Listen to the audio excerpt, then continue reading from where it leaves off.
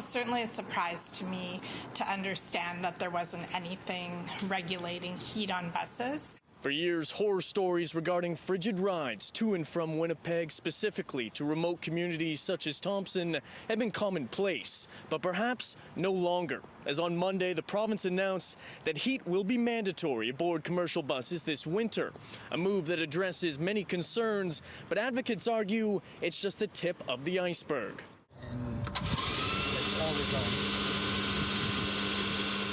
As of November, starting these heaters will be common practice for bus operators, or they'll risk facing the consequences, as provincial inspectors will be conducting random stops with the power to take vehicles out of service. We moved as quickly as possible to get these regulations in place for this winter season. The province's Minister of Transportation and Infrastructure says many passengers have traveled on buses in icy conditions without adequate heat for years.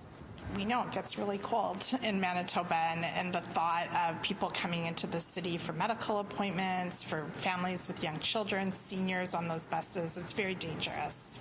I can't imagine ever putting people on the bus with no heat in -40.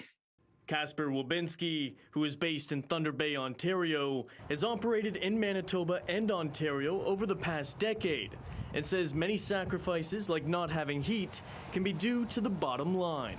But a lot of them just say, you know what, the tickets are only $50, the tickets on the bus are only $70. You know, there isn't enough money here. You know, people get what they pay for, kind of deal, right?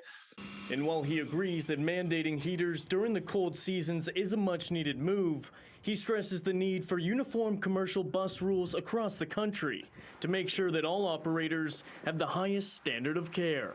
I believe that there should be dialogue between provinces on making sure all provinces meet the highest standard. In Winnipeg, Kurt Black, City News.